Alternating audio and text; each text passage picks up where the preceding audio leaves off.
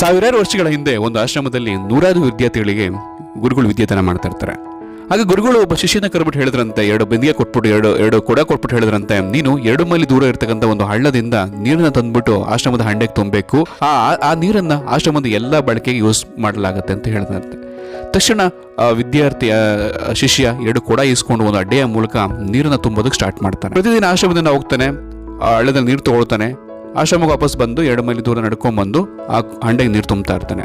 ಹೀಗೆ ತುಂಬಾ ದಿನ ನಡೆಯುತ್ತೆ. ಒಂದು ಸಲ ಇದ್ದಕ್ಕಿದ್ದ ಹಾಗೆ ಬಲಗಡೆ ಕೊಡದಲ್ಲಿ ನೀರು ಸಣ್ಣ ರಂಧ್ರ ಆಗ್ಬಿಟ್ಟು ನೀರು ಸೋರಕ್ಕೆ ಸ್ಟಾರ್ಟ್ ಆಗುತ್ತೆ. ಸೊ ಆತ ಹಳ್ಳಕ್ಕೆ ಹೋಗಿ ಆ ತೊರೆಗೆ ಹೋಗಿ ನೀರನ್ನು ತಗೊಂಡು ವಾಪಸ್ ಬರೋಷ್ಟರಲ್ಲಿ ಆತನಿಗೆ ಬಲಗಡೆ ಕೊಡದಿಂದ ಅರ್ಧ ನೀರು ಖಾಲಿ ಆಗ್ತಾ ಇರ್ತದೆ. ಅಂದ್ರೆ ಏಕ್ಸದಾರಿಲಿ ಚಲೋ ಹೋಗ್ತಾ ಇರ್ತದೆ, ರಂಧ್ರ ಆಗಿರುತ್ತೆ. ಅವನಿಗೆ ಭಯ ಶಿಷ್ಯ ಗುರುಗಳನ್ನ ಕೇಳೋದಕ್ಕೆ, ಇನ್ನೊಂದು ಕೊಡ ಕೇಳೋಕ್ಕೆ, ಯಾಕಂದ್ರೆ ಆಶ್ರಮದ ಪರಿಸ್ಥಿತಿ ಚೆನ್ನಾಗಿ ಗೊತ್ತಿರುತ್ತೆ ಅವನಿಗೆ. ಹಾಗೆ ಗುರುಗಳನ್ನ ಮತ್ತೆ ಇನ್ನೊಂದು ಕೊಡ ಕೇಳಕ್ಕೆ ಹೋಗೋದಿಲ್ಲ. ಅದೇ ಕೊಡದಲ್ಲಿ ಎಷ್ಟು ಸದಿನ ಅಷ್ಟು ನೀರನ್ನು ತಂದು ತುಂಬ್ತಾ ಇರ್ತಾನೆ ಹಂಡೆಗೆ. ದಿನದಿಂದ ದಿನಕ್ಕೆ ಬಲಗಡೆ ಕೊಡದಲ್ಲಿ ಜಾಸ್ತಿ ರಂಧ್ರ ಆಗಿ ಸ್ಟಾರ್ಟ್ ಆಗುತ್ತೆ. ನೀರು